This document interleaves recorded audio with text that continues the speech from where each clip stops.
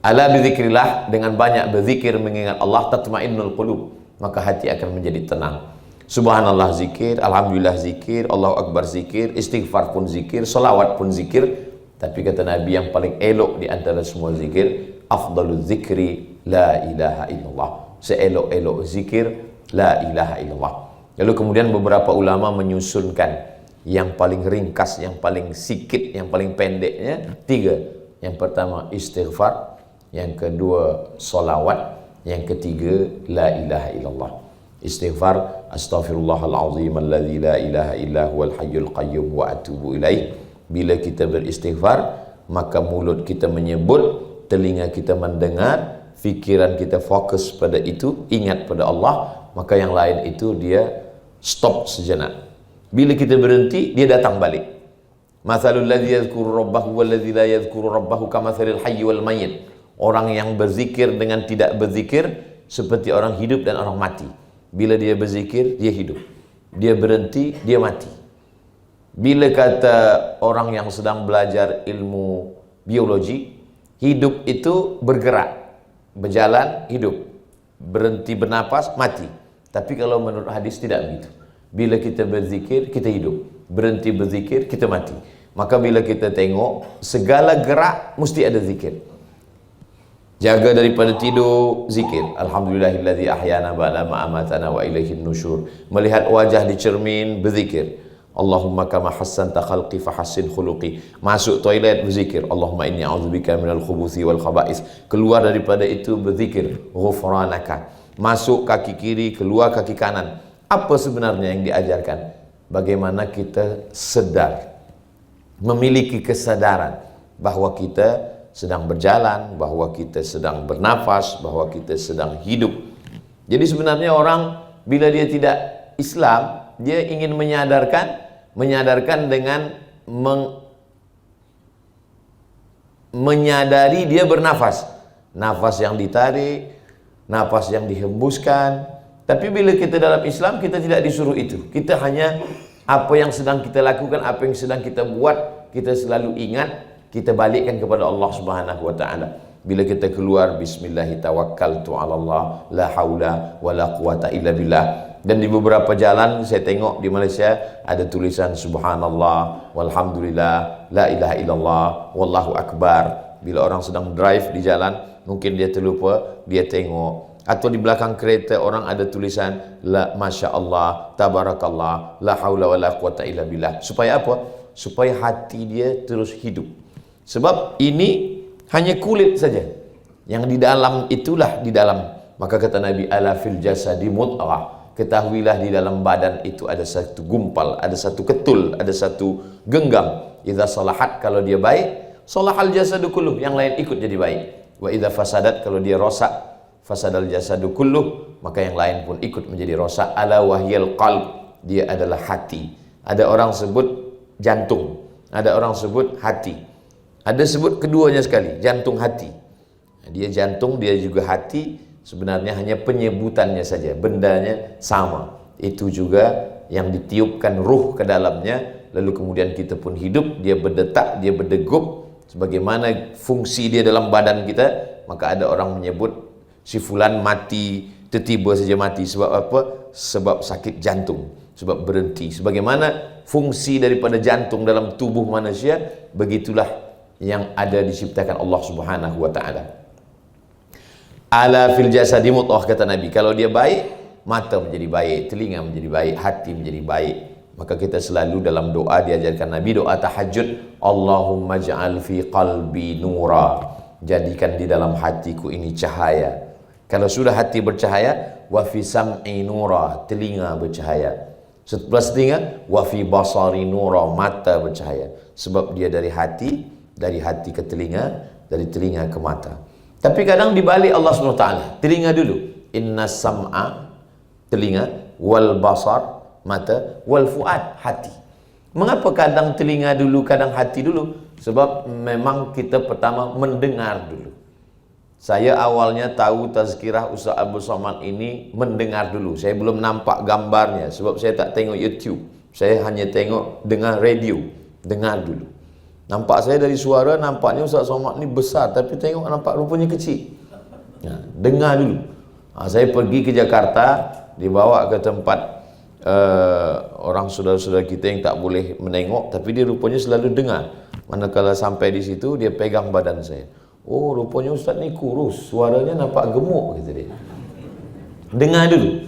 Selepas dengar, baru tengok. Inna sam'a wal basar. Dengar, pandang. Selepas mendengar, memandang, baru berfikir. Karena fikir itu datang daripada apa yang kita dengar, apa yang kita tengok. Itulah maka kita selalu ingin mendengar yang elok-elok, menengok yang elok-elok, supaya berfikir juga yang kita fikirkan pun elok-elok. Maka yang ditanya Allah nanti pun 3. Inna sam'a, yang kau dengar, wal basar, yang kau tengok, wal fuad, yang kau fikirkan. Apa yang kau tengok, apa yang kau dengar, itu yang kau fikirkan. Dan biasanya apa yang kita fikirkan bila kita terjaga ni tak selesai, terbawa pada tidur malam. Maka selalu kadang bila saya jumpa jamaah, Ustaz Somad, saya selalu dah mimpi dengan Ustaz 2-3 kali. Lama saya berfikir, kenapa dia boleh terbawa mimpi? Rupanya sebelum tidur memang dia dengar tazkirah. Kadang-kadang saya dengar Ustaz, kadang-kadang Ustaz dengar saya. Sebab dia tertidur, YouTube masih hidup juga lagi. Saya dengar Ustaz lah, saya tonton Ustaz selalu, terbawa dalam tidur saya. Alhamdulillahnya yang mengaku macam ni biasanya lelaki, belum ada anak gadis lagi. Terdengar, tertengok, terpandang, terfikir, terbawa tu malam. Ada satu jamaah dari Jakarta, kampung dia di Sumatera Barat, orang Padang, Minangkabau. Lalu kemudian dia minta saya bagi tazkirah dalam program Pulang Basamo. Pulang Basamo maksudnya orang yang ada di perantauan di Jakarta, Bandung, semuanya balik ke kampung halaman di Sumatera. Mereka minta saya bagi tazkirah Idul Fitri. Lalu selepas itu saya tanya, kenapa Tuan Haji ingin betul saya nak datang ke kampung Tuan dekat Danau Singkarak? Sebab saya ada satu masalah, Ustaz Abdul Somad. Saya pernah sakit berbulan-bulan tak sedarkan diri. Lalu kemudian doktor di rumah sakit Hospital Cipto Mangunkusumo Jakarta, kata doktor kepada ahli keluarga saya, bawa sajalah balik, tak ada ubat lagi. Jadi bila doktor cakap bawa balik, itu maknanya malaikat maut tak jauh lagi, dah dekat dah. Tapi tiba-tiba saja saya tersedar, saya terjaga, terbangun. Dan semua doktor pun terkejut, isteri anak bini saya pun terkejut, dan saya terjaga.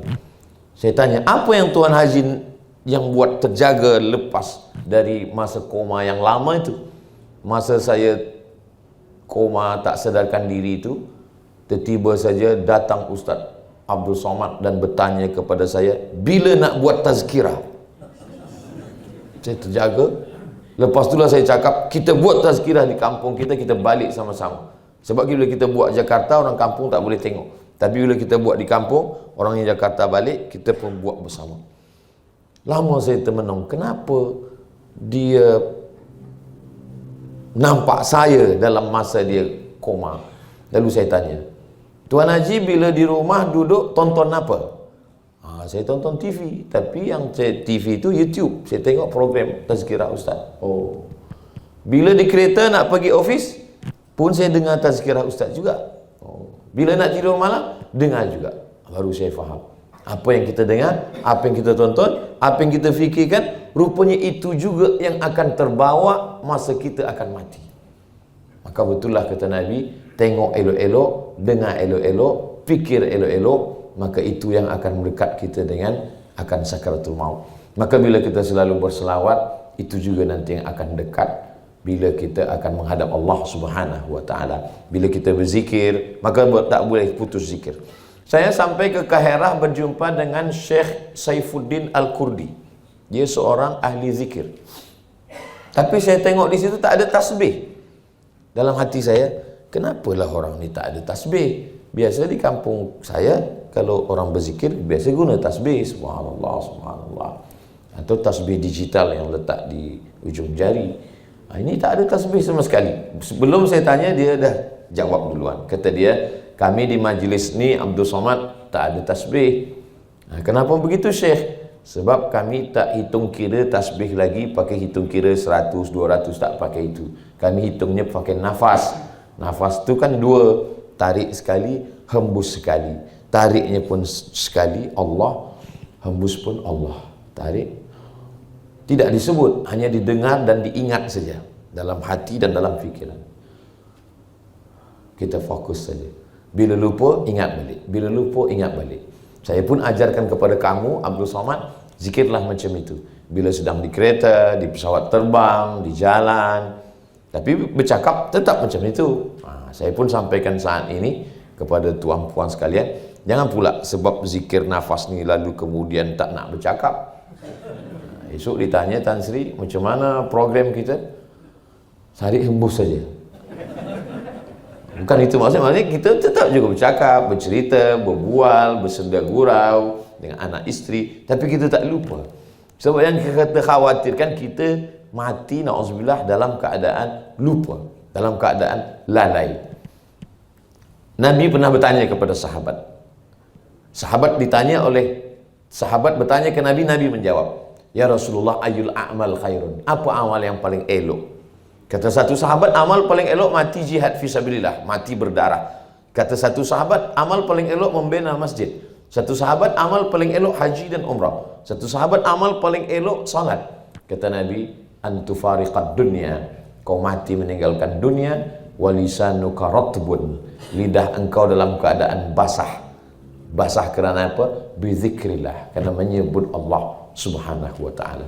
Kadang kita ada juga sebut Allah, tapi sebut 33 kali, lepas itu berhenti, lepas itu lupa, sebut yang lain. Maka sebenarnya bila kita tengok, kita macam berjalan panjang, jalan panjang naik kereta jauh, maka kita berhenti kejap, rehat, lepas itu terus lagi. Maka 5 kali, 5 stesen berhenti. Subuh berhenti, terus lagi. Zuhur berhenti, terus lagi. Asar berhenti, terus lagi. Maghrib berhenti, terus lagi. Isyak berhenti, terus lagi. Ada 2 stesen tambahan. Duha berhenti, terus lagi. Tahajud berhenti, terus lagi. Tapi sebenarnya antara satu stesen dengan stesen yang seterusnya, itu pun sebenarnya kita tak boleh berhenti. Maka disebutkan dalam Quran, allazina yadhkurunallah, orang yang berzikir mengingat Allah qiyaman, waktu tegak, wa qu'udan, waktu duduk, wa ala junubihim, waktu sedang terlentang. Sebab posisi manusia ni 3, tegak, duduk, berbaring.